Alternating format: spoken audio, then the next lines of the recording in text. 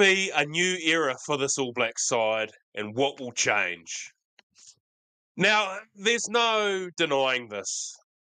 Since Ian Foster was appointed from 2020 onwards, has the All Blacks jersey been a side that I've been proud of, that they've really been true to the legacy and performed well over that 4-year period like they have in previous years? And the answer to that is no. That is a hands down, strong no. Why are things going to change though, guys? Razor Ray. Firstly, with him, the Generation Z and the millennial rugby players, in my opinion, he is without a doubt the best coach in the world at dealing with that generation. Guys, let me know your thoughts on this, but times have changed.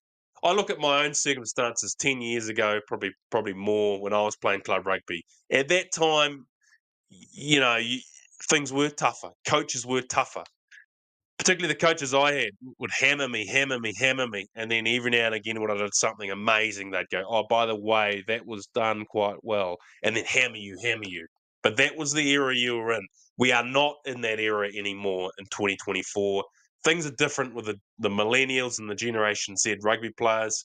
Razor Ray will handle them differently and bring out the best out of them, which Ian Foster and Steve Hansen wouldn't be able to do with that generation.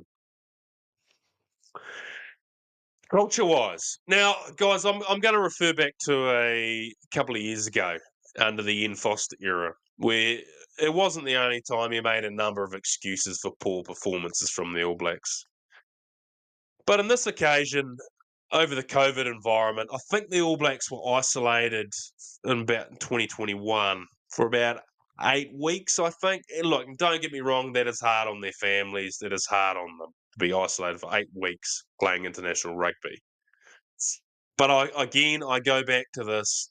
This is not the New Zealand rugby team. This is the goddamn All Blacks, right? So, yeah, over that period, look, the All Blacks lost 3 games over that period. And again, as I've mentioned, Ian Foster came back and he said, oh, it was a tough period. They were isolated. It was a difficult environment, blah, blah, blah. It's all fine and dandy because other teams in the world struggled with it as well. Garbage. Again, this is the All Blacks. They are not like other teams in the world. Again, the Springboks are the best team in the world, but what I do say is the All Blacks are the only team in the world that have the legacy of what that they have. Combine that with the spirituality, the Maori, haka, what it means to the country and the jersey, and you combine that with what it means to the nation on a whole. They're the only team like that in the world with those 3 distinct characteristics.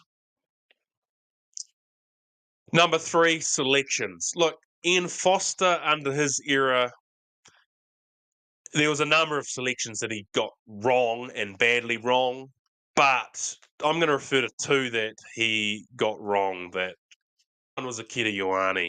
Look, again, international rugby is brutal. It's the pinnacle. You're playing with the best players in the world, but they have to be performing at that level for the All Blacks to do well. Akita Ioane don't get me wrong, is a quality footballer, but in the Ian Foster period, he was simply a good footballer at Super Rugby level and not at the international level. You look at the game a couple of years ago in Mendoza against the Springboks, where Akita Ioane was just nowhere there. He was not up to the challenge physically, and look at the result. It wasn't all on his shoulders, but he was well outplayed by the Springboks, and the All Blacks got absolutely smashed that game. Another one was Hoskins Sotutu.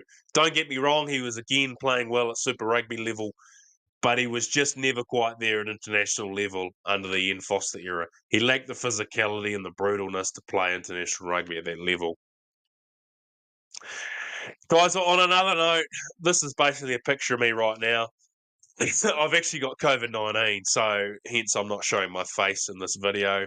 I've been feeling pretty crap today. So shout out to you guys all around the world, whoever's watching. Be safe with COVID. I promise you, you don't want to get it. I haven't really even slept for about 2 days. I've been sweating and it's been pretty horrible. So be safe, sanitize, and don't get COVID, okay, guys? Finally, look in summary.